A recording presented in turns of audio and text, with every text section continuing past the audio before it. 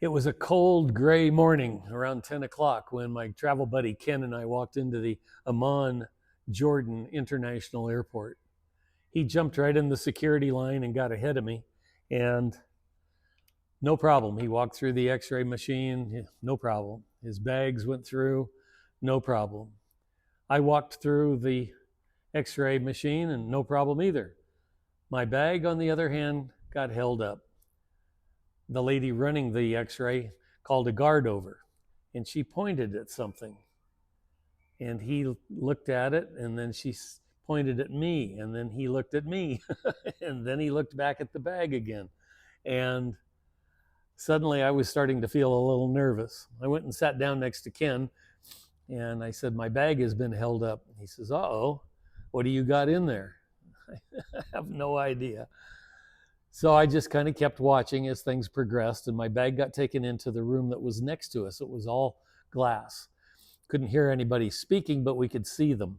They laid my bag out on the table, and they all gathered around it. There was 3 guards, 2 with rifles, 2 with handguns, all with berets, and they just looked at my bag. They started pointing down at something.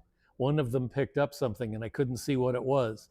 And they stood there, and one of them must have asked, "Who's this belong to?" And they all turned in unison and looked at me, just what I wanted, to be under scrutiny again.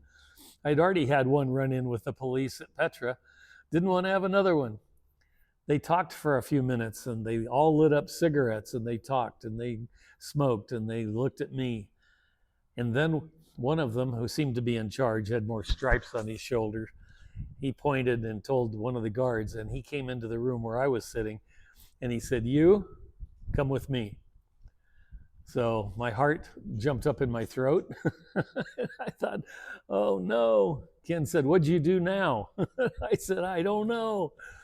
So I walked into the room following the guard, and all I could smell was the cigarette smoke. It was thick and heavy.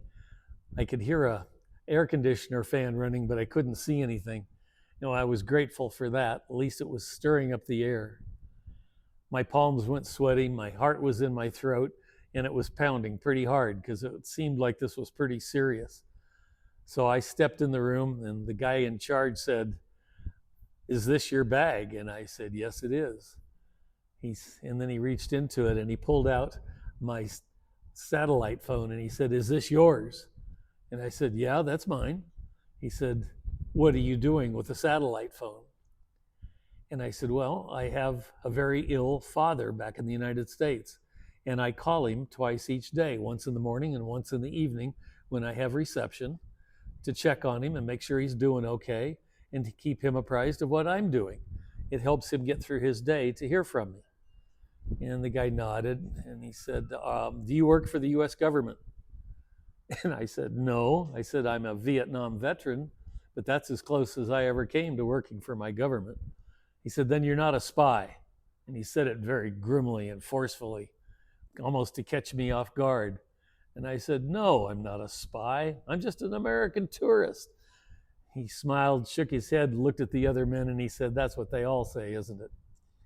He said, "Well, we're going to talk about this. I'm going to have our technicians take a look at this and see if there's anything in it that we need to be aware of." I said, "Well, my plane's going to leave in about 45 minutes. He said, "Well, we will do our best, sir," very smirkly. And so I went back and sat down with Ken. About 20 minutes later, they came back into the room again, and they waved, and they wanted me to come back. So I did.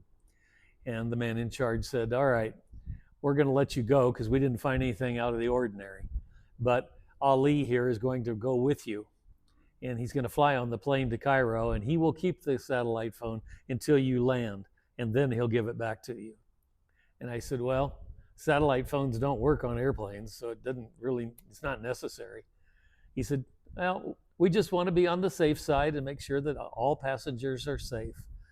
I thought, well, why wouldn't they be? At least I wasn't getting arrested. He zippered back up my bag, put it back on its wheels, and I wheeled it out, and Ken and I boarded the plane.